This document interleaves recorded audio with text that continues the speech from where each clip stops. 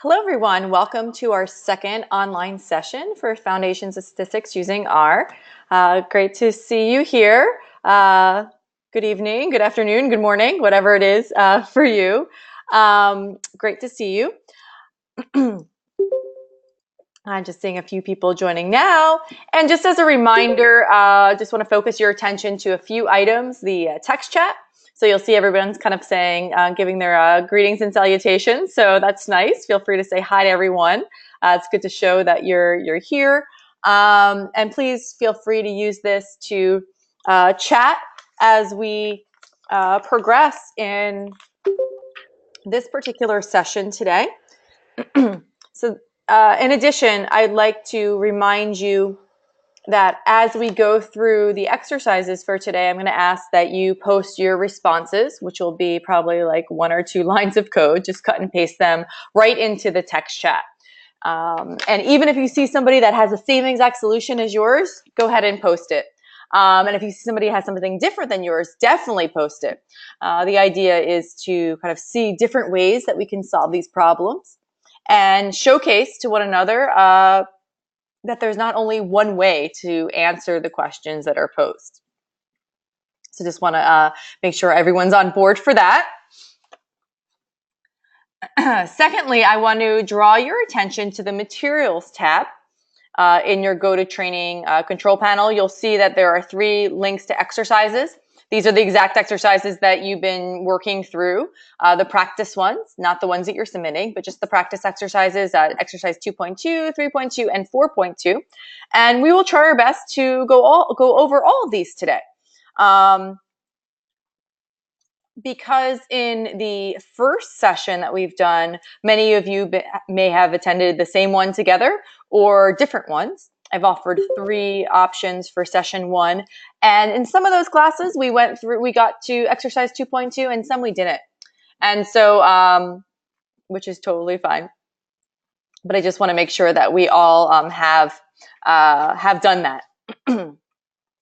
So at this point, what I'm going to ask you to do is go and click on exercise 2.2. And you'll see that will bring up the R Fundamentals tutorial site. And we'll work through these particular questions today. So we're going to work through creating a vector of test scores with these values in item 1. Then we'll create a second vector of students. So we'll just be working with a simple data structure called a vector, which we went over last time. And then we're going to combine the 2 vectors together in a data frame. And then we're going to actually update that data frame with a new value. And then we'll do a few other things like extract students based on some parameter, like who got above or equal to a 90%. And then we'll sort that data frame as well. So we'll have some practice kind of working and manipulating data frames and also creating them. So this will just be part of what we'll do tonight. Then we will move on to the topics for session 3, our packages and scripts and working with more data and importing data. We'll move, and then we'll go to session 4, which we will discuss some helper functions to help us compute descriptive statistics, summary statistics, and have some exercises practicing that. So I think that will be more than enough for this evening. But before we kind of start with exercise 2.2, I just want to open it up. If there are any general questions, feel free to use your mic, raise your hand, please, and I can call on you, or ask a question in the text chat. And if there aren't any questions, you could just say no in the text chat, just so I don't feel like I'm talking into outer space.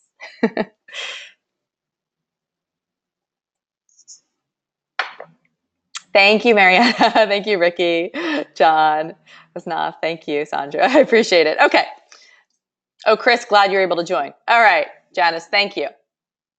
So now I will transition to my RStudio window, which will present these same questions in a slightly different form. So if I can just bring my window so everybody can see it, kind of arrange it so it looks something like this, and we can focus on one of the exercises, not this one. I have to bring it up for you. We'll go to 2. Okay. And again, this I'm just showing you in R, it's pretty cool. You can have like R presentations show up in this presentation tab. And I love using it for teaching. So you don't have to kind of toggle between each of the different elements. It's really meant for presentation purposes for you. Don't worry about having it yourself. So Courtney, you have a question. You said I get an error message anytime I try to do the compile report. Just wondering if I had to do anything in my version of R. Okay, maybe you can just tell me what your error message is. If you run it again, just type in what send me a private chat with the error message, and then I'll probably be able to help you take at least the next step. Good. Feel free again throughout to ask me questions, and then if there's a follow up, just prompt me and remind me, and we'll get to it as best as we can. Okay, so exercise 2.2.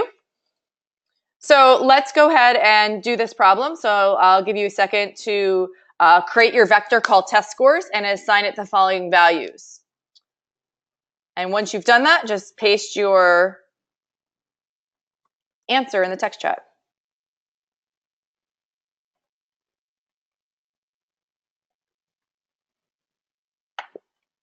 Some people doing this really quickly. Okay, so I see if everybody looks in the text chat, like Ricky, Tanyu, John, Elena, lots of people have already just kind of posted this in, and they're not all the same. So how Bill did it is slightly different than how John did it, and much different than how Tanyu did it. So what I'll do is I'll just do a quick demonstration. Even if you're working on it yourself, you can just kind of like listen as I kind of talk about it. So the name of the vector is called test scores. And so that's kind of like the variable we're creating, right? We're going to say test scores. And then we're going to use the assignment operator. And again, I like best practice using the assignment operator for R. And then we're going to use a function called combine. So what we want to do is we want to combine some set of values. In this case, we have, it looks like 7 integers. And we want to combine these 7 integers that I've highlighted into a single vector. And we can think of a vector, again, as like a column in Excel. And the name of that column would be test_scores. Okay, and in this case, if we press enter, we've created our vector, wonderful, and no errors. Now, if you did something like this, where you've put double quotes around each of them, each of the numbers, that's going to be something, a little bit different, right? So we'll be creating a vector, and I'll call this test scores number 2, just so, because I saw, Tanya, you did this version of it where you put double quotes around it, which is completely valid. You probably didn't get an error at all. So let's do both versions together. At the end of this, I press enter. So now I have test scores and test scores 2. Let's make sure that these are variables that are stored in our environment. We can do that by going to the environment tab here. And you see that I have test scores 1. It says NUM, maybe as a numeric, right? That might be the data type 1 through 7. That means I have 7 values, and here they are. Here I'm getting one that's of character data type, and it shows me those different 7 values. And so what this brings up is like, why do we care what type they are if test scores is like, a numeric or a character? Does anybody have a good explanation for that? They both worked, right? I was able to create both my vectors.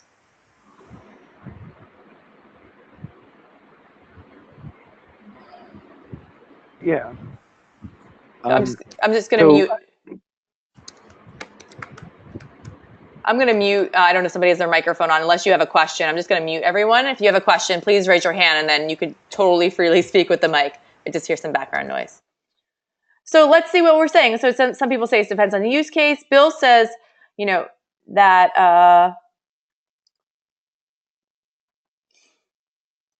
But if you want to do any calculations on this, right? So maybe get the average or mean of these test scores, right? That would be something that like we wouldn't necessarily be able to do if if we have double quotes around it, if these were characters. We can't do math on characters, right? Like, could we do something like test underscore scores, plus 2? So I'm adding 2 to every number. I can do math on it, right? I just proved it to you. Can I do the same with the other vector, test scores, which I named test scores 2. So this is a different vector, the one that's characters. I'm getting an error, right? And so now I can't even use the arithmetic operator here. And so many other functions won't work if we do it that way. So good. So I think we talked about a few points, and some of them were a good review of what we talked about last time. And there are ways. So let's say we did create test scores, right? And we did it this way with the double quotes around it. And you really want to be able to do math on it. Is there any way we can convert test scores 2, this character vector, to a numeric vector? Eric says yes. Molly says, yeah, we should use as.numeric. Awesome. So everybody. So yeah, and so we would, in this case, we probably wouldn't want to do factor because there might not be any reason to keep the character value. But if we did something called as.numeric. So how would we do that? What would be the code for that?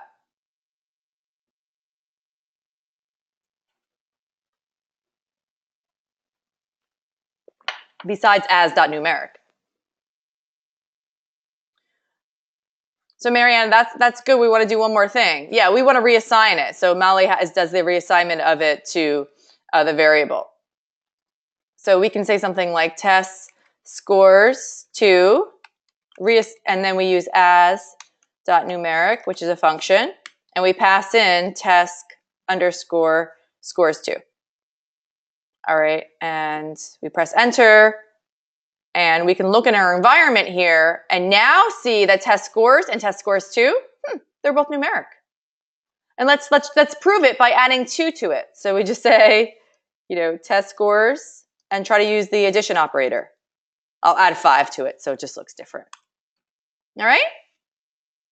And so I like as we're going through these types of lessons, it's really good to, even though things work, we want to make sure that we have data in the right type.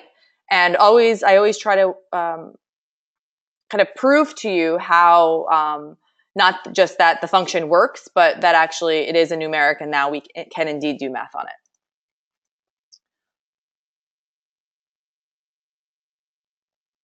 I can use that function on your test scores as well. Mariana says, okay, I like the +5.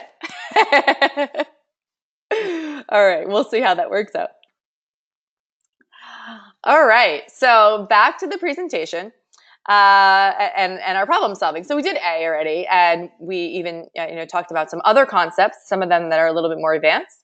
Now we're going to do the second part of this. So now we're going to create a vector called students with the following values. So go ahead and do that and then type your answer in the text chat.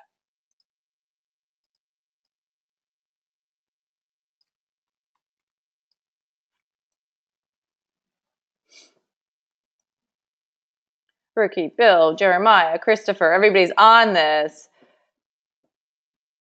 Dito, Krishna, Sandra, New, Andreas. Look at this, Eric. Awesome. And some people aren't using the assignment operator, the recommended one, and so I just would ask that you try at least to do that. But I'll start with students. We create that's the name of our vector, and then we're going to use the C function. We're going to pass in a set of values, and then we're going to make sure that we put double quotes around this. But if I didn't put double quotes around these names, I would get an error. And so I'm going to press enter. I'll be the brave one. And I just want to show you what that error would be. Object Jerry not found. Now, would you agree with me that this is a very cryptic error? Of course Jerry isn't found. Jerry's the first name of a student. Why would it be found?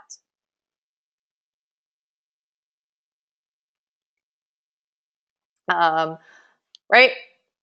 So I'm going to pause for a second. I just got I got a chat that says, hey, do we have to remember all these functions? Well, yeah, right? And so this is part of, you know, kind of learning the language. At the end of every lesson, there's a set of like kind of takeaways. And so that's going to, you know, form a tip sheet for you.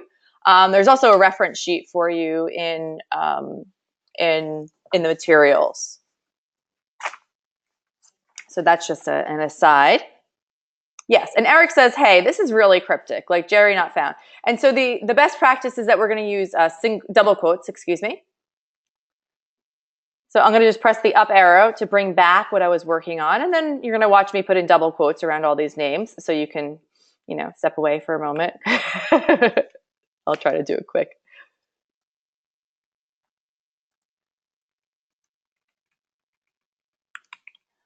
All right. You can use single quotes. I just, I like convention, and single quotes also look like backticks, and backticks are a special character in R that we use for our markdown documents, and so I prefer the double quotes. And what I mean by backtick, I'm going to type it in the text chat. I'll type a whole line of backticks. Those are backticks, and these are single quotes. So having both of them drives me a little nuts. So I like to have the double quotes and then backticks. Okay. And this is more conventional with other coding languages. So now that I have my double quotes around my character values in my character vector, I can press enter. We'll go to the environment tab now, and now I have a third set of values, which is students. And you can see that's of type character. If we want to know, without looking at the environment tab, what data type any of these variables are, how would we do that? How could you prove to me that students is a vector of type character? Yeah, we can use a function called class, right? And then pass in whatever the name of our vector is. Good. Class, test, scores. Numeric. Wonderful. So it's a great way to interrogate your data, knowing what a function like class returns. And I mean, for the person that asked about the tip sheet, and we only go over like 5 to 10 functions per lesson, so it's pretty easy to. And these are ones that you'll use all the time, so we repeat them a lot, so they'll become somewhat second nature. But definitely work on creating your own. Or you guys, you know what you could do? You could create like a whole Google Doc, and you could share it with the whole class, and then you could have an ongoing like cheat sheet kind of thing. All right. Next up, we're going to create a data frame called grades. We're going to create our data frame, and we're going to call that data frame grades, and we're going to add those 2 vectors to that.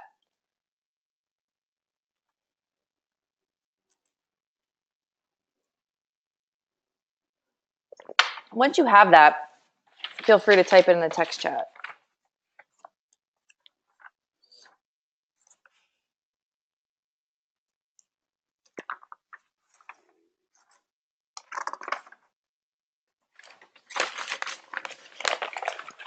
Anand, I like that. I like that you created a variable to store the data frame or to reference it. Wonderful.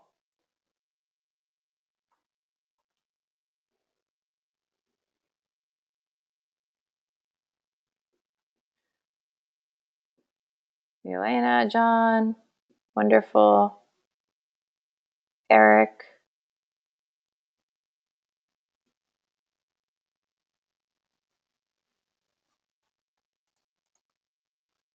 All right, so I'm going to clear my console. I'm going to go ahead and take a stab at it.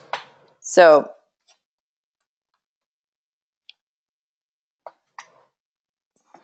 we said to call it grades, so that was my recommendation for the name of the data frame. And then we just use the data.frame function. Okay, and we're going to pass in whatever vectors that we have, those single columns, so we can combine them into a 2-dimensional set of rows and columns data structure.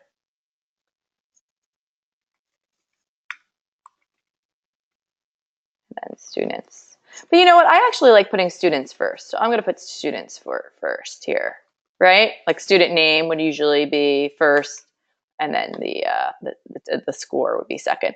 And of course, you know, this is a simple exercise. You probably have a column for last name, and then a column for first name, and then a column for score. And let's press enter. Let's go to the environment tab so we can just see that created. So now that comes under a subcategory called data, right? And so grades. And if I click on this, you can get some more information. Interesting kind of what happened. You'll see that it shows the two columns. The second column, test scores, is numeric with the numbers that we would expect, the 7 values. What's the data type for students? For the student column. Can anybody see that? Factor. Why did it do that?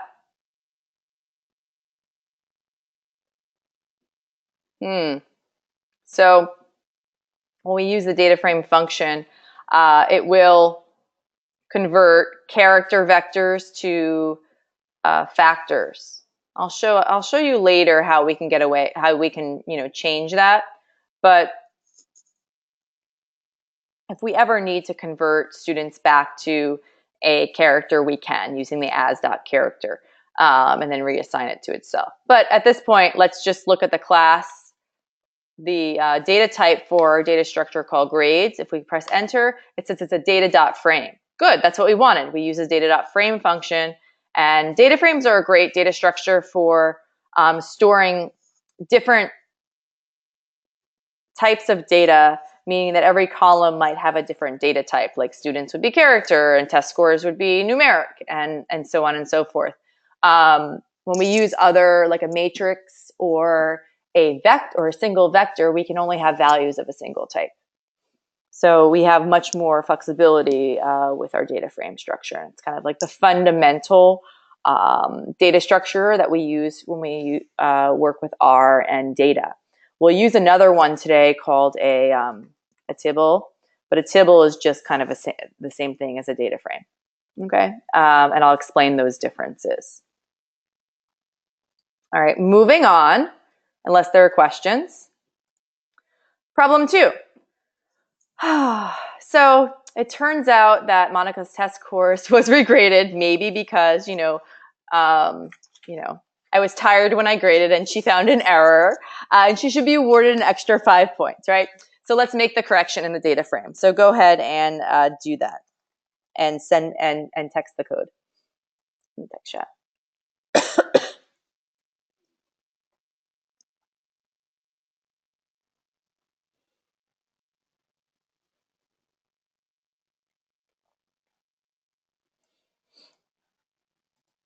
So here what we're really doing is we're just going to update a value in our data frame. So I like to explain things, and I'm assuming that's why you're here, because and while you can have the answer, it's great to have like an explanation a little bit too, what we're doing exactly.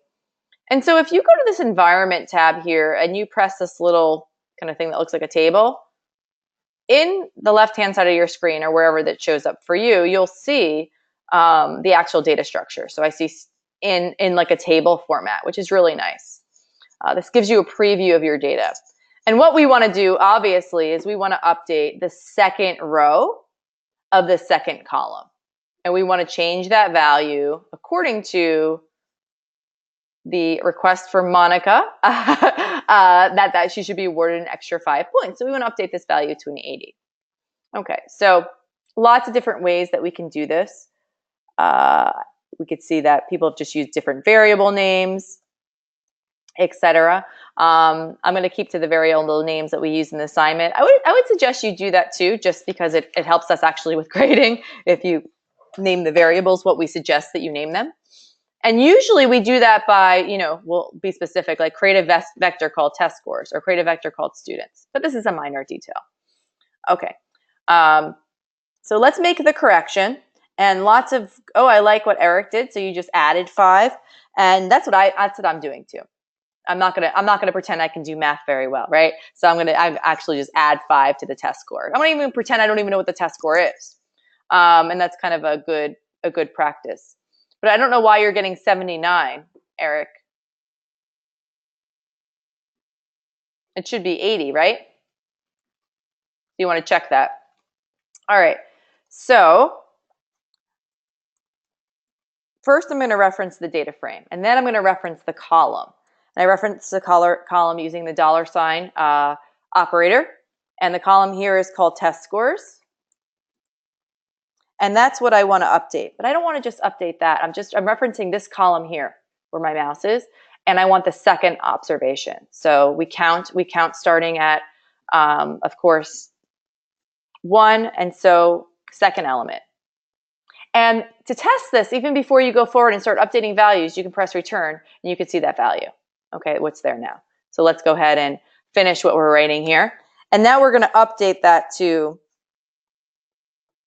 kind of in the vein that Eric was using. We'll say grades, grades, $ test scores. We use the square brackets to reference this is almost like saying 75, and then we say +2. Oh, not +2, +5. I'm being cheap with the grades. Okay, +5. Okay, you press enter. Now, do we see it updated here? Well, we can go back to the environment tab and go ahead, refresh, and you'll see Monica's grade is now an 80. Okay? No problem, Eric. I just wanted to point that out in case you didn't see it. So that's how we can update a value in our data frame. Okay, so no matter how many columns you have, you can just use whatever column name that you have and the $ plus the data frame. So data frame, $, and this is the column name. This is the position. This is just the row number. Okay, and then you could always reference that to get the value, to interrogate the value, or to update it by using the same statement and giving it an updated value and assigning it to itself. So I am going to go look at some questions in the text chat.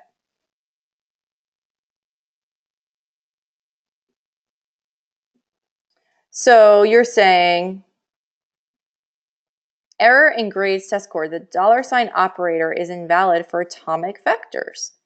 All right. So Bill, first thing I would say is like, type in this. This is how I'd start debugging. So if you type in class grades, is it a data.frame?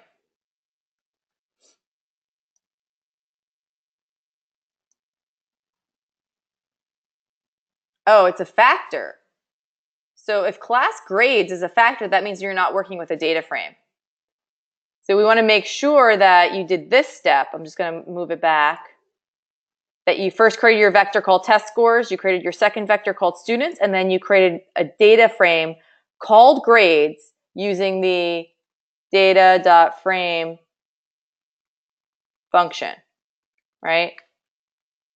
We'll call that grades. I'm actually typing in the solution here so you can, and then you have students / test scores, so that you did this line of code.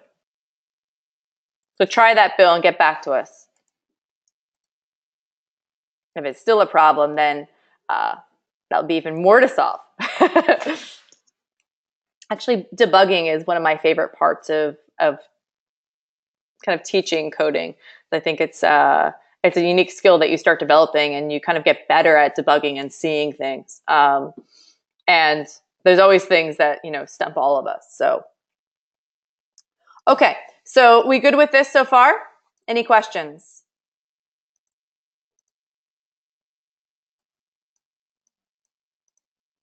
Okay, we're going to go on to problem 3.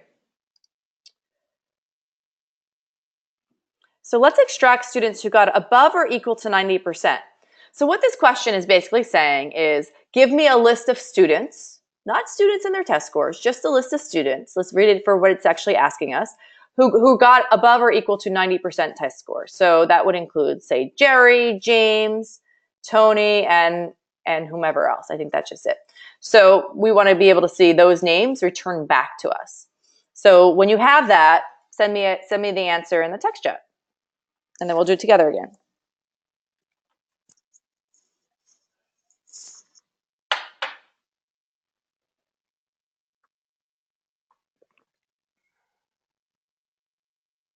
Jerry, James, and Tony. Jerry, James, and Tony. Looks right. Oh, somebody's using the subset function. Good.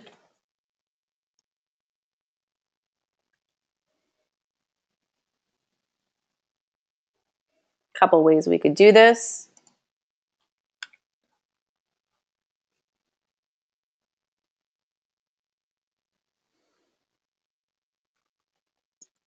So I'm just wanting to return now a value. I'm not going to store that, but you can certainly store the output of this in a variable. So what I want to do is I want to get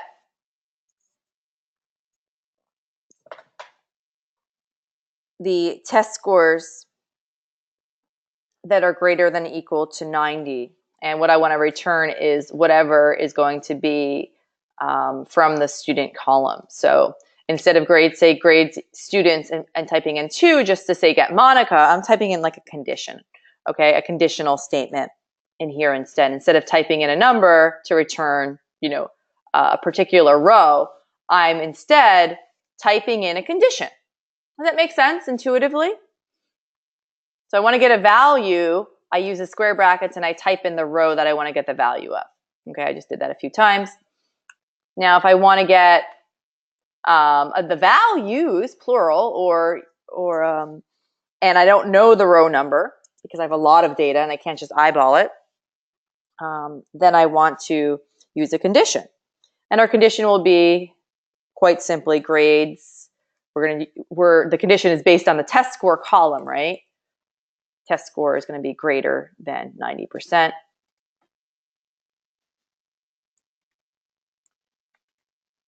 And so this is where you want to think above or equal to.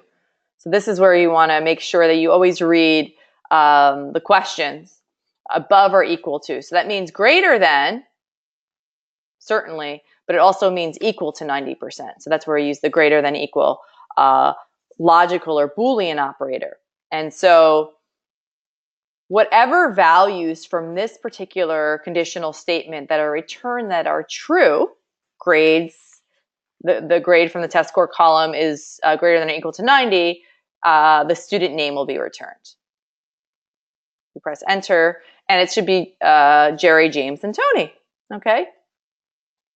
Now, I know many of you got this right off the bat, or maybe you've done this problem before, but I really like to slow it down so then we can talk through some of these things. If I'm going like too slow, please tell me, because I can certainly amp it up. And I'm just scrolling through the text chat right now. See what everyone's saying. Really nice. Some people are saying good speed. Okay, good. Thank you. I appreciate the feedback.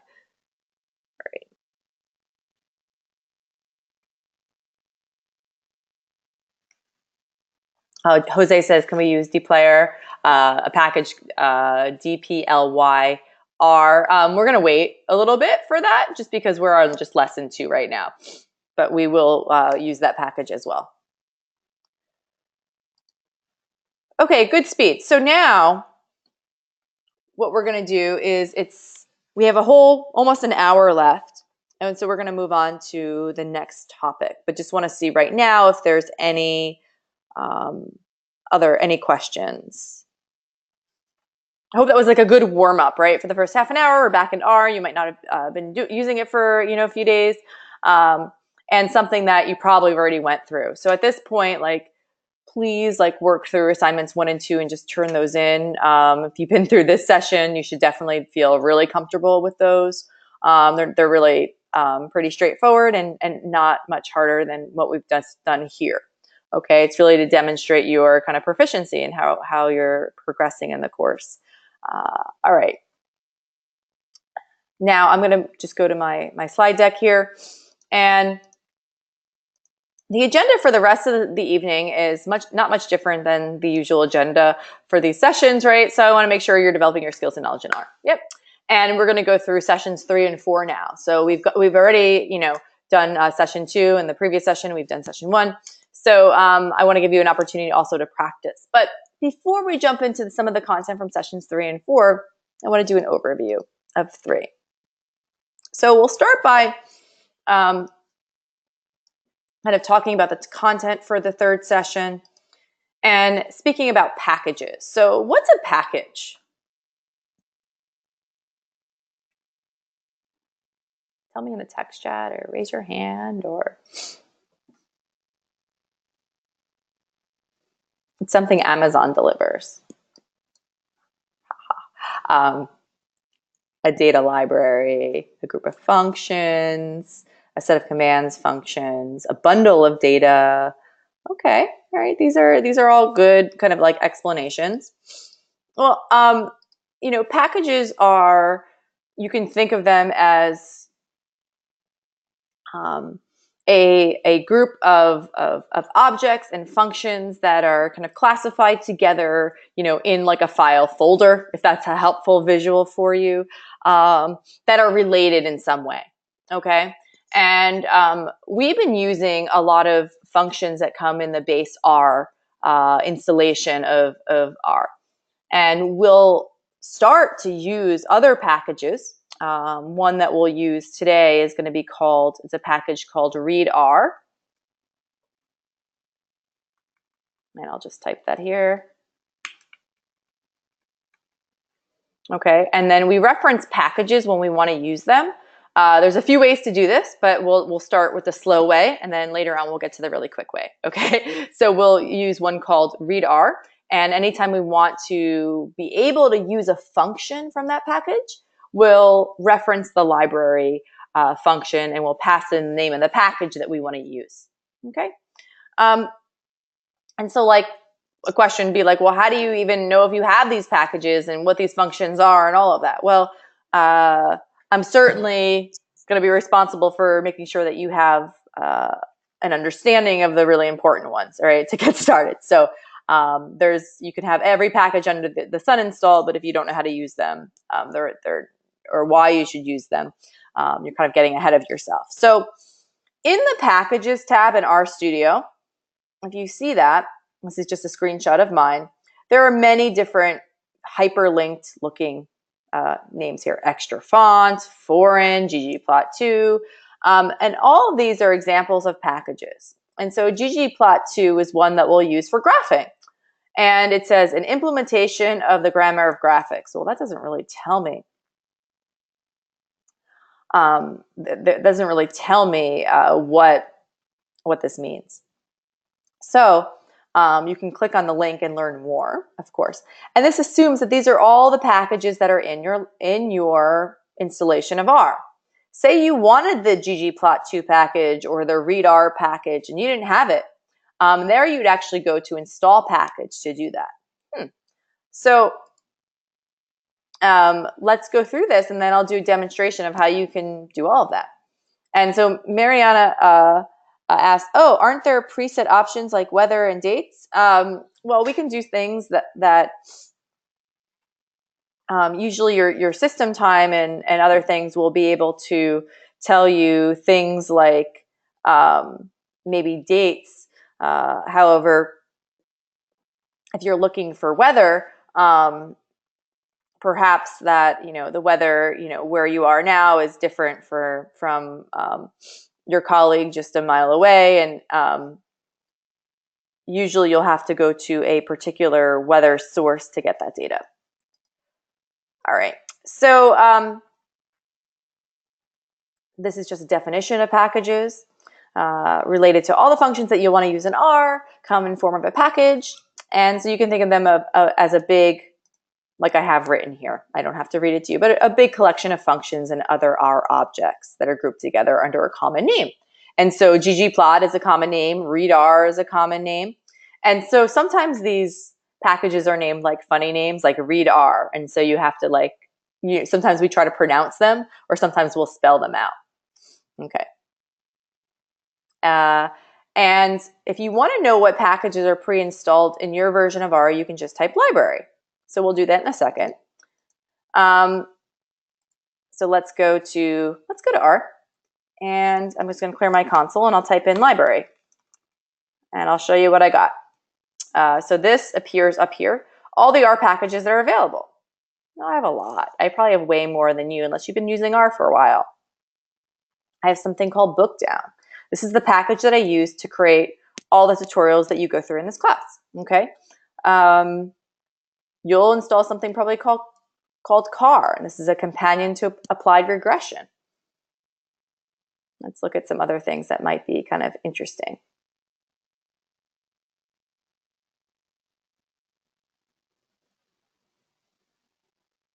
Somebody mentioned dplyr, right? A grammar of data manipulation. So that's another package that we'll use. And you can keep going on and on and on and see all the different ones. And we'll start with the ones that we need, and we just build from there. Now let's say that I'm just going to expand this screen here. If I go here to the packages tab, that also shows me all the packages in my system. The ones that have a check mark next to them are the ones that I can kind of readily use, right? So if I check, let's say,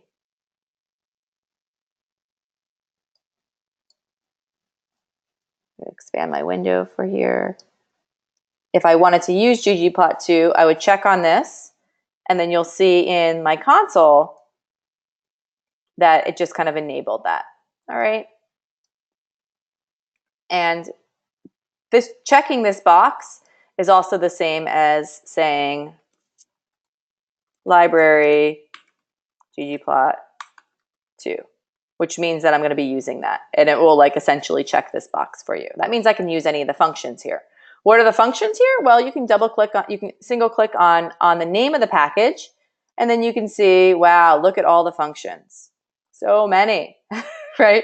And so many functions for creating data graphics here and customizing them. Colors, borders, coordinates, all that good stuff.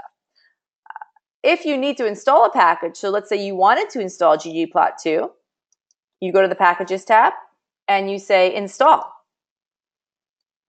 Here, you'll choose your repository, which will be the cron repository or Crane, and then you'll just type in the name, ggplot2, and you can install dependencies, install it right into your R library and say Install. I won't do that, but do packages get unenabled when you close R? Yes, unless you save your settings, which I don't recommend. So this will bring me to the next topic, which is we're going to actually start writing our R code in documents called R scripts. And then we'll include statements that say library ggplot2. And so every time we run our code in our saved documents, it will automatically, those statements will be there, and then we'll know which libraries we're using. Courtney has a good question. She says, does it matter if we write the code and add the package or just click on it? Well, it's much easier if you write it, because then you could store it all in one document. So you don't have to be like, oh, and I have to click on it in RStudio in addition to running my program as an R script. Does that make sense? And I'll demonstrate that in a little bit too.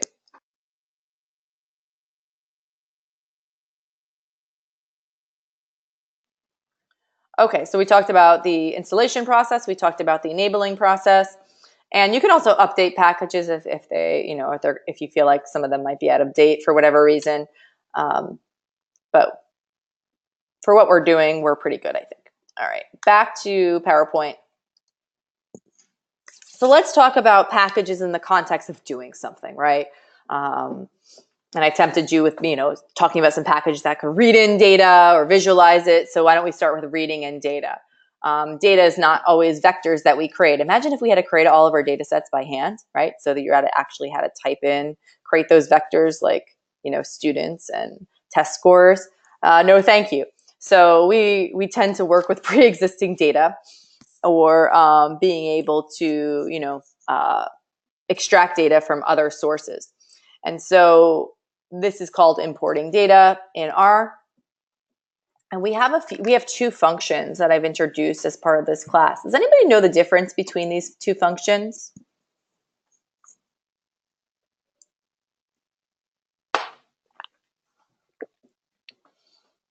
So first I'll just point out the difference to you. So one is called read.csv and the other one's called read_CSV.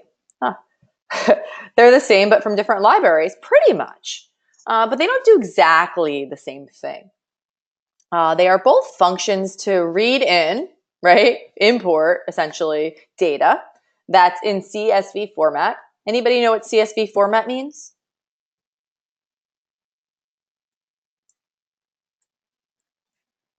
Yeah, comma separated values. Yep. And so a lot of times you might save your Excel file as a .csv instead of a .xlsx, just because you might not know what version people have of Excel to open your data, and so on and so forth. A lot of times when you download data from a source, even like something like Kaggle, it's going to be in a CSV version, not like an Excel version for this, just to allow for interoperability and easy importation into other platforms and environments. Okay, here we go. So let's move on from this. Read.csv, as we heard earlier, is the function that comes from the utils library. Guess what? The utils library, that's how we pronounce it, utils, is already pre-installed in R and always enabled for you. Okay, we never have to say library utils. Unlike the readr library, which is a package you'll need to install, and you can either install something called, I'll write it down, tidyverse, or just the readr package. Either one will be fine. Tidyverse is like a global kind of package that has packages within its master package. So readr will be included in that. And so why am I telling you that there's two different ways to read in data? That's confusing. Why not just learn one? Well, here's the thing. Read_CSV is a relatively new way of reading in comma separated value files, like a couple years old. And a lot of the documentation that if you're going on Stack Overflow and might use the read.csv function. And so I just want you to know that there's a difference. That's all. Okay, to have a basic literacy that there's a couple ways to read in data. One is .csv and the other one's _CSV. And there's some advantages to the read_CSV way. The R object, if you use the read.csv function, is imported as a data frame. And we can use the class function to verify that, which we tested out today when we created a data frame, but the same holds true when we actually read one in. In terms of the read_CSV function, the R object is imported as a tibble. Okay, mentioned that word before. So we have a data structure called a data frame, and then we have one called a tibble. And a tibble is like a simple data frame, it's known as, okay? And it removes characters as factors. So if you can remember, jog your memory to 20 minutes ago when we created our data frame, we noticed students was actually, that column was a column of type factor. Do you remember that? Let's look. So let's go to our history or environment. Remember when we created this particular data frame, and students is a factor. Right? So and we wanted it as even though students here, when we had it just as a vector, it's a character, but when we brought it together as a data frame, it converted it to a factor. That's what data frames do. Simple data frames called tibbles won't do that. Okay, and we'll keep characters as characters and won't recast them to factors. And you can use the class function to verify this. Now, it's very long-winded. Why not just use as.tibble? Of course you can. But data frame is a very common and easy, there's other reasons why we want to use the nascent data frame data structure. And we tend to convert back and forth between data frames and tibbles and then and back and forth. So just have some patience with that, depending on what our objective is. Okay, so when we use read.csv, we might have something that looks like this. Okay, pass in the name of our data. It should be stored in your working directory. So here's winterolympic.csv. We'll specify that it's comma separated and the header equals true. Or we can use the read underscore CSV function. Okay. And there's a graphical way or like a GUI way to do this in RStudio. So if you go to the import dataset tab here and you choose from text read R, you can literally read in your data just by kind of browsing to the URL, and then adding some additional and then parameters, and then you'll even see a code view preview of that. So this is kind of if you just want to not have to type out that code, you can do it this way as well. Again, I'm going to be the con of doing it this way is when you open your file, you're going to have to, you don't have any code that you can automate this process. Ricky. And through our example, we'll get there. We'll see the advantages and disadvantages, but really good question. It all depends, right? How much you want to intervene in your coding. So you write a script, and do you want to be on the hook for okay, before I start the script, I got to import my data or my script won't work. So it's good to have everything kind of self-contained. But when you're trying stuff out or just kind of exploring data and not necessarily just writing a script to be automated, then it's perfectly fine. All right.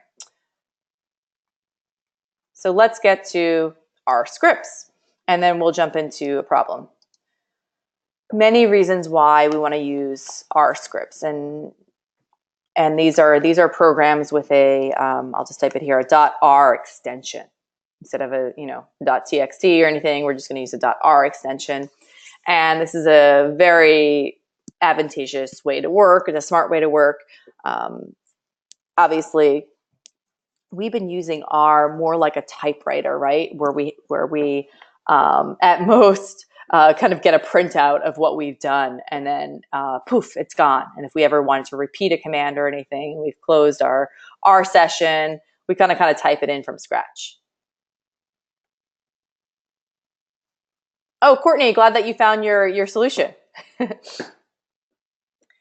And so also writing your scripts allow you to document your work, share your work with others, and then move beyond kind of treating R like a typewriter / calculator, right?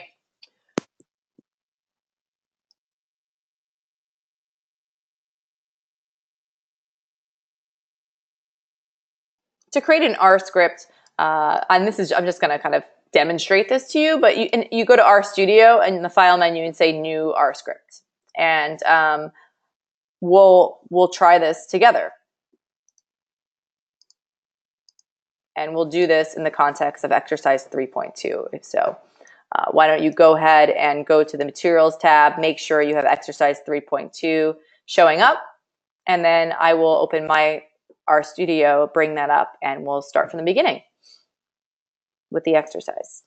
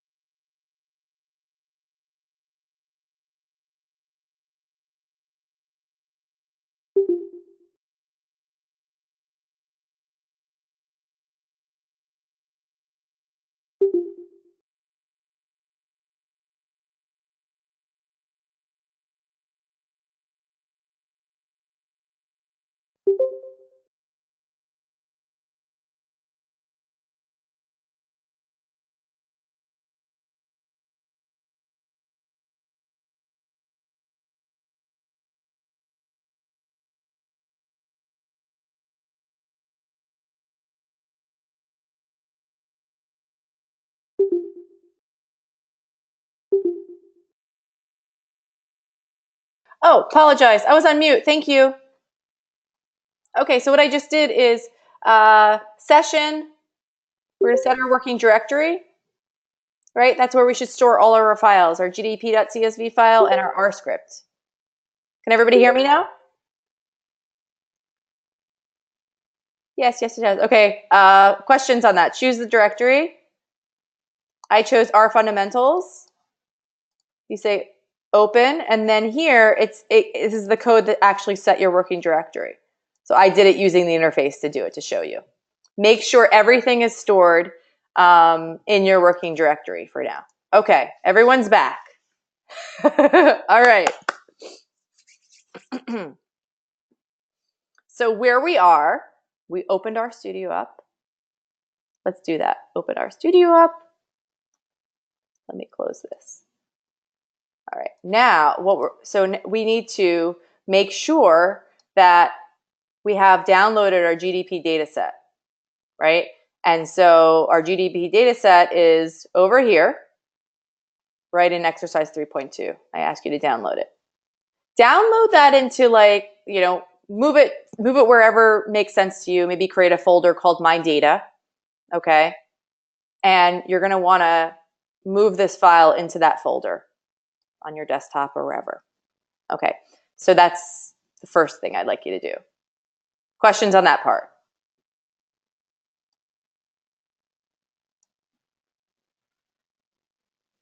Okay. Bill says no, so I'm going to listen to Bill, but if somebody else has a question, I'm just kidding. So back to R. Now we're going to go ahead and say File, New File, R script. And we're going to save that file in the same exact place where we stored our gdp.csv. Okay? And I'm going to save this file, save as. I'm going to save it exactly the same name as I saved my other file. You don't have to do that. I'm just name it whatever you want. I'm just name mine today's date, save it, because I already went through this step. So now I have a file with a .r extension. Guess what I could do with this? I can write anything I want. It's really fun. And then if I press this run button, I'll get a lot of errors because I'm not actually writing our code, right? But let's say if I did put a pound sign in front of this, and then I press run, I would get no error, right? I'll do it again just to kind of prove that. No error, all good, because anytime we put a pound sign in front of something, that's really thought of as a comment in R. That's where we can just write anything we want, and R will ignore it. And so I'm going to write things like our name, write my name, today's date, and we'll just do everything the slow way. Okay. So writing comments on our code is helpful because then we know what the program actually does. And I'll just and what we're doing here is we're working on, exercise 3.2.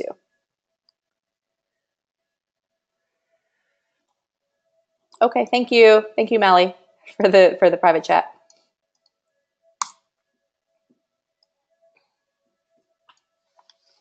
Just so everybody knows, these sessions are recorded, and there's a recordings tab in NYU classes where you can go ahead and listen to these, okay? After every session, I post it, so you can watch the one from April 5th if you want to see what you missed out from the previous session. It's the same content as this, but all right. But it's much more fun to be here and interact with it. All right, exercise 3.2. Now we have our basics set up. The first thing we're going to do is we're going to import our GDP data set. So what I like to say is okay, step 1, import data. Okay, now let's start writing some R code on line 8. All this is just our notes. How do we import our data? Well, we talked about using a library. And what was that library called? That's going to be the readr. Yep. So we want to make sure that we have that installed. I'm going to trust that all of you do. You'll get an error if you don't, so that's fine. And then we want to import our GDP data set. And we want to do that in such a way where we first, we can reference the data set. We'll call it GDP. And then we're going to use the read _ CSV. And if you have this file, the R file and the CSV file in the same directory, you should be able to import it just by typing in the relative reference. Okay, everything's in double quotes. And at this point, highlight everything and press this button here for run. Or highlight and just press Command Return. You see, and then in your console, you'll see the output. Not that exciting, but you can kind of just see.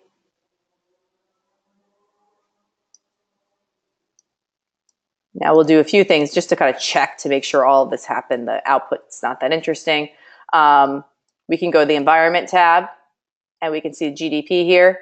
Okay, 264 observations of 60 variables. Wow. We could double click on this grid icon, and we can see all of them. All right. It gives us a snapshot. It shouldn't be all of them. We see a lot of NA values, stuff in scientific notation. Ugh, that's hard to process, but so they're pretty big numbers. At least we know that. And the data is probably pretty messy. And it looks like time series data. So we have some other things. Ideally, we would look at the data dictionary first and know exactly what all these variables mean. But hopefully, this just says GDP. It's the GDP per country right now. All right, going back to our beautiful R script that we created. What's the next question? The next question is to compute the difference in GDP between 2007 and 2017 for each country. Anybody have an idea how we can do that?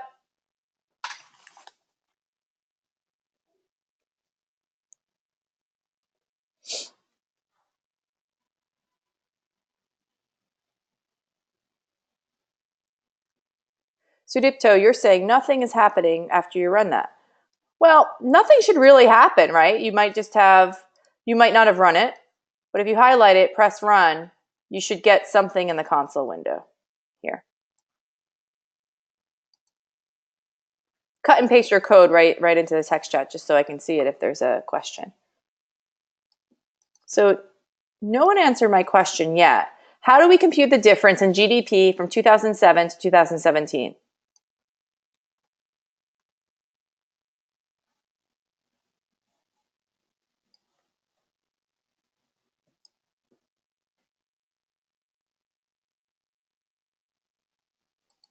And Sudipto, what happens when you type just GDP like that? Let me know. So here, we want to compute the difference. What operator do we need to use?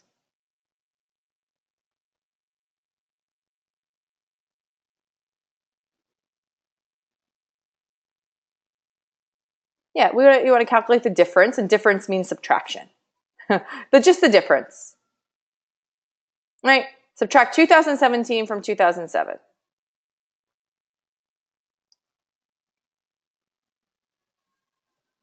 Okay, so just one thing to make all this work, if you're stuck at this point, this file you need to have downloaded.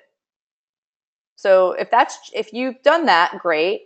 This file needs to live in the same directory as your .r file. Okay? They're both in the same folder, let's just say on your desktop. Then your working directory, session, set working directory, needs to be set to that file folder.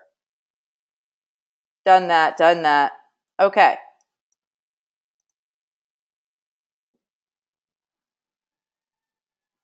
To set the working directory again, session, set working directory, and then say choose directory. Select it, navigate to wherever it is. I'm just going to choose my same directory I've been working it with. But choose the one that has the GDP data set in it. Okay, so if you've done all of that, fine. At this point, and if you've highlighted this and pressed the run button, make sure you've done that as well. You have to run it, and you should see some output here. Other troubleshooting hints. Make sure you have the readr package installed. Go to the Packages tab, look for readr.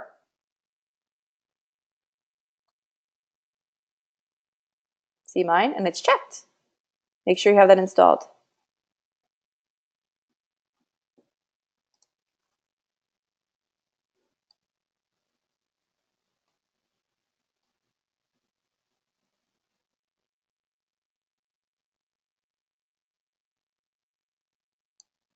Next, let's just keep going and then we'll return back. I see people are getting there.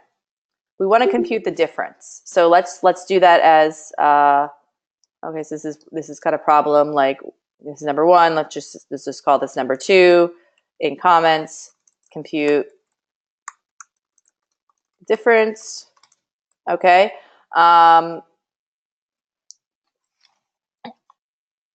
I'm going to do the slow way. Okay. First, I'm going to create a new column in the GDP data set, and I'm going to call it difference. So you do that by saying you reference GDP. Oh, Yelena, you have an X before each year in columns names. Did you use read.csv instead of underscore CSV?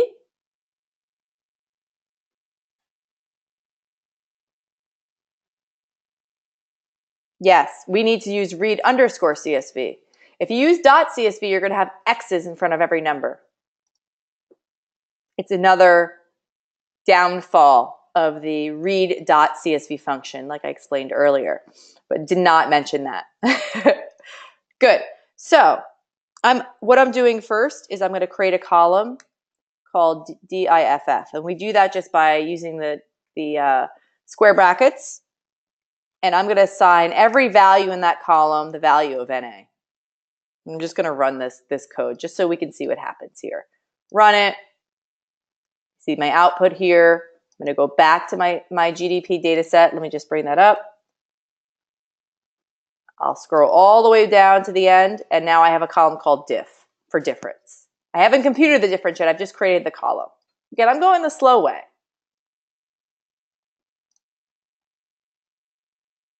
Oh, that was from last time. Let me open up today's.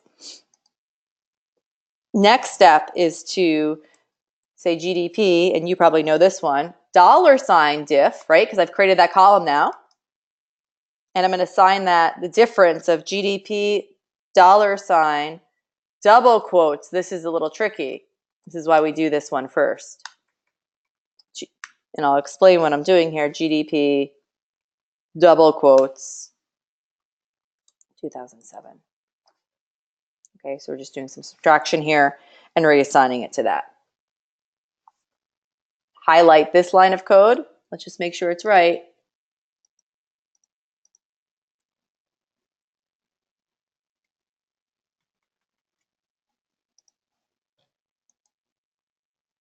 Unexpected token. Yeah, I saw that error. I might have done something wrong.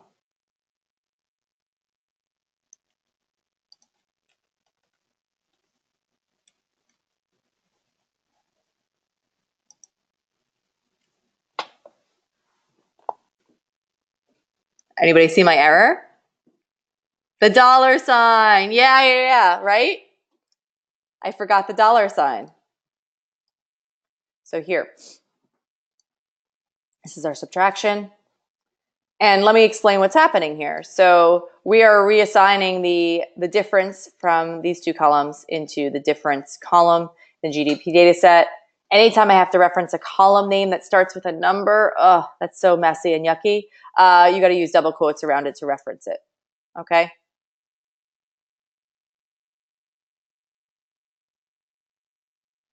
Courtney, maybe.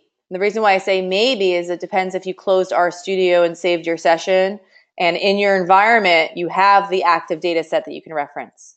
If you don't see it as a variable in your environment here, guess what? Your code won't work.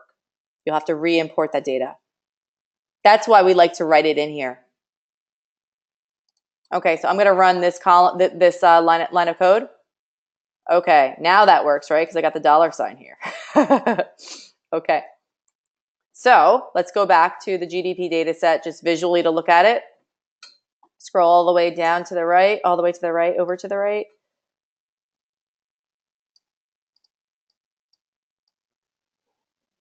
Okay, now I have that done for me. Okay, that computation, all those values are stored. Wonderful. Let's go back to here. It's not a good practice to use ticks. Where did I go to see the graph? I don't see a graph, Bill. What do you mean? Am I catching this mid-conversation? Oh, okay. Oh, do you mean, so here, when you click on the little table here, you click here and that opens up? Yeah, okay. Nice. You could literally like just like have, you know, an R script that just has like the statement in for you, and you could start like, there's a variety of repetitive steps that you will work through when you work with a data file. Import the data, do some kind of computation, you know, like build your own analytics, and then you're going to kind of continue from there. And it's usually kind of like a top-down kind of approach, at least in the beginning. So a lot of these scripts you'll be able to kind of reuse as templates, right? So you don't have to kind of like memorize this exact syntax, although you will very, very shortly because you'll be doing it a lot. All right, let's go back to the presentation file. And now we're going to move on to the next step. Problem 2, create a subset of countries that saw an increase of over $1 trillion. Here's some tips here. So we've already done this. Import the read R package, use the reduce function. When selecting columns for each year, use double quotes around the number. We've done that already. So let's just try to answer problem creating a subset. So I'll call this like step 3, subset.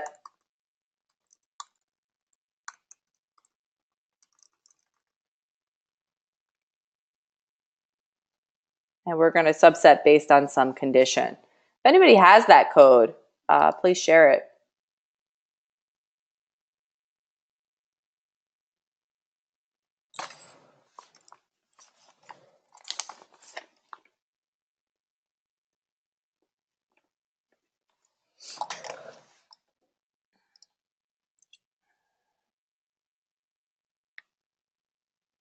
Very nice. Yelena, very nice. Let's go ahead and remind ourselves of what the names of our variables are. We'll do that by just looking at the GDP data set. We know difference. We know what years look like. We know we have to put quotes around it. Country name, Yelena's example is using country.name, maybe because of how it was imported. Here we have a space, so we have to kind of work on that a little. We have to put double quotes around any variable has a space between it. In lesson 6, we'll talk about messy data and how to kind of clean a lot of this up, because this can be kind of a little bit messy to work with. You have to always remember, you know, some variables are uppercase, some are lowercase. It's nice just to have everything lowercase and one word, or to use underscores as convention. But we'll work with our imported or imperfect formatted data. That's the advantage of yeah, but then guess what? You have X's in front of you, all of your numbers, Jelena, right? And so if you graph that, your x-axis, you know, let's say you're graphing like, you know, all the entire time series for a particular country. Your ticks on your x-axis would actually it would begin with X. It would say X 2007, X 2008. So you'll have to reformat it at some point. But again, there's some advantages. Okay, so we're going to use a function called subset. And so let's start by creating a variable called countries. Okay, that's where we're going to reference this subset. And we're going to use a function called subset. And in that function, we're going to pass in the data frame that we want to subset. Okay, and we can use the subset function on tables and data frames equally. And then we're going to say GDP $DIFF is greater than, right? Is it greater than or greater than equal to an increase of over 1 trillion? So we're not saying not 1 trillion, over 1 trillion. And to make life easier, it's 12 zeros. So 1, 2, 3, 4, 5, 6, 7, 8, 9, 10, 11, 12. Okay, of over 1 trillion. Wonderful. And what we want, so this is the conditional statement. It's the second parameter or subset. First one is the data frame. Second one is the conditional statement. This will return a vector of either true or false values. And the ones that are true we're going to just return the country name. So we say select equals, I spelled select wrong, and we'll say country name. Now, double quotes, country name. And because in this statement here, the subset function, we reference the data set, we can just reference country name. We could also say GDP $ country name. Both would be fine. And then we can run this code. I didn't check it for errors, but and then we can go ahead and view the country's data. Go to the environment tab here, look, countries exist. You should have 26 observations of one variable. Double click on countries, and we should have all those countries that are, saw an increase over $1 trillion. And you can start seeing how messy our data really is.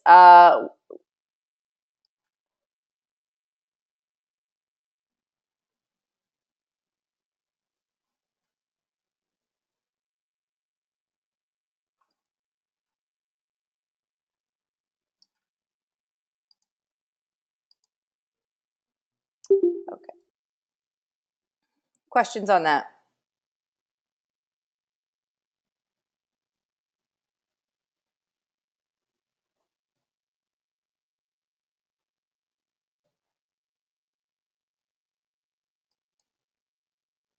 Okay, good. So that's some of the basics when we're talking about our R script. You could always save your R script, and you can select all, and you can just press this run button to run it all. Okay, or you can use a function called source and actually run your entire script using the source function, and giving the name of your .r file, whatever that is. And then that will run the whole thing. So you can even run an R file from command line. I won't do that right now. Go ahead and save your work, and let's return back to the slide deck. Hope that was useful, just to kind of slow that down a little bit, and make sure everybody's on the same page. If there are any other questions, please let me know.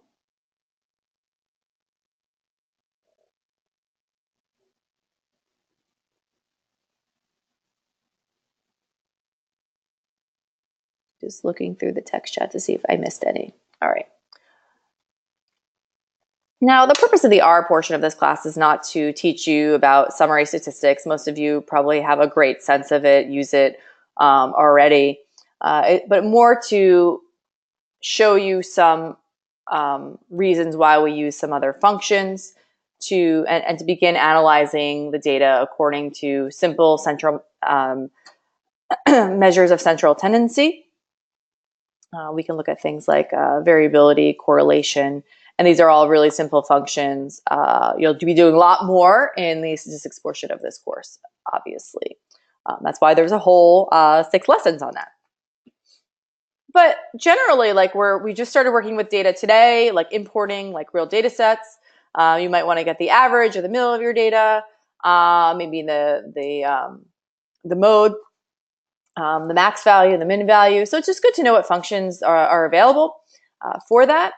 And here are just kind of a list of ones that are in lesson 4 for you to kind of try out.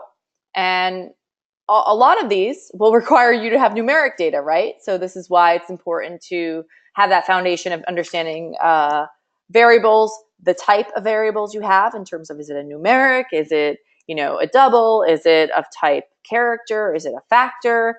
To know if you can do math on it or not. And many of these functions require you to have a variable that's at least type numeric. So we will go ahead and continue with the GDP data set and work through exercise 4.2. And we have about 8 minutes, so let's try to see, let's get as far as we can.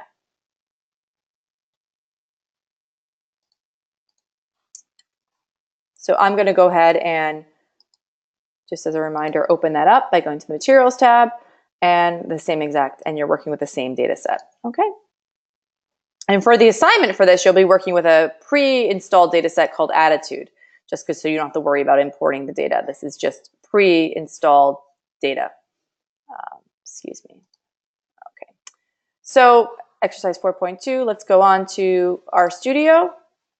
I'm going to set up my space by opening up my presentation to kind of guide this. Go ahead and clear my console window. I'm going to work with the same R script that I've been working with. I don't think there's any real reason to change it. So because we've done some things already. We've imported, we computed some differences, some minor analysis, even have like a subset. So the next thing we want to do maybe is like, we'll say for, we've done this part, import GDP data set, when we format the data. So let's just divide the 2017 column by a trillion. Okay, maybe just to kind of work with numbers that are a little smaller, something that you may want to do. So once you've done that, you can share your code with me.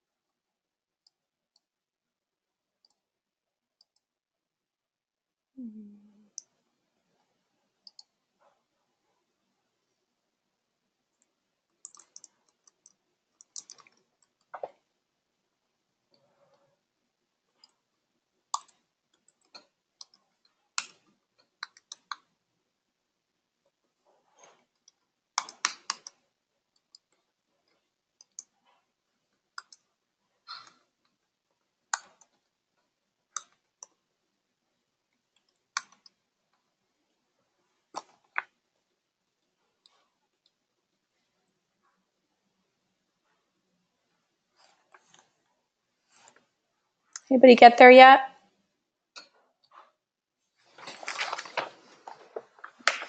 So again, it's just like another, just like you did in the earlier one where you did just a subtraction and assign that to a new column. I'm just going to actually, we're not modifying the .csv file. We're just modifying the column that we imported, right? So we're just going to divide 2017 by a trillion. We'll go ahead and run that code. And you should be able to kind of see that in the GDP data set. If you look at that last column, the value should be a lot lower, smaller, and that's hard to tell with the scientific notation. We have a way to get rid of that scientific notation with our output, and we'll get to that as well. Okay.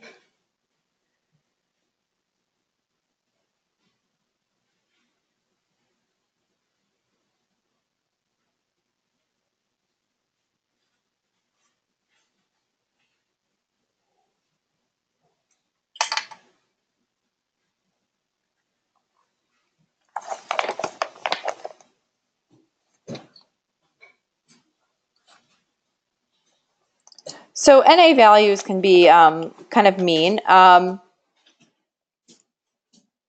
So I'll show another example where we can work with those NA values. Okay, so Chris is doing a sum of it, and he's using the na.rm function, which is very important. It allows us to remove the NAs in any kind of computation. So I'm just going to go on to the next part, which is just finding some summary statistics, and go ahead and do that.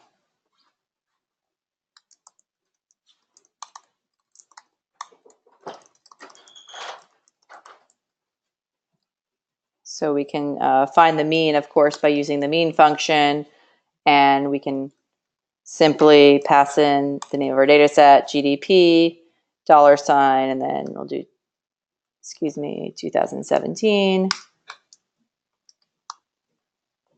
If we just press enter here and run it, we'll probably get an NA as being returned. This is probably because we have some NA values here in that column. And Courtney, I know that you weren't able to do this computation, but you could kind of follow along here, and I'll talk about how to kind of work with those in the future, reassign those different values or omit those, or maybe we want to do that later once we're already working with a subset. So we'll just take the mean, and then we'll say comma na.rm equals true. We want to remove all those NA values, and now if we run this line, we'll be able to get the mean. Okay. And you can go ahead and do that for the rest, right? So literally cutting and pasting. So instead of saying the mean, you could do the median the same way, right? Run that line. And then if we wanted to say the range, so we can actually literally use the cut and paste, change mean to range. Go ahead and run that line. We have 2 minutes left. I think that we can do the last one, which is find the quantiles. So you can use the quantiles, or if you want to use the interquartile range, you could do that too. So I'll go ahead and replace the word mean here with quantile, and we can run this last line. Oh, wow. All right, so you get a lot of stuff in scientific notation. If you kind of want to remove any kind of scientific notation, there's an options feature you can type in. It's a little advanced, where you set scientific notation to 999, and this will kind of omit. You actually need to. This is probably too advanced. I'm going to wait to show you this, but we'll need to. Oh, it's options.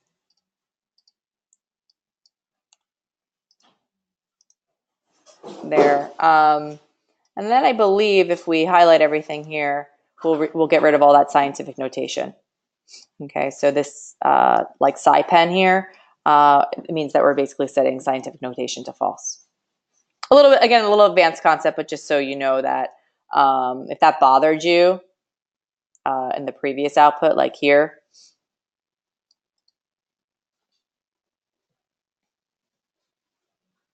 All right, looks good, looks good. So we're at time. So I just want to open it up to see if there's any questions. We got through a ton today. Thank you for your questions and participation.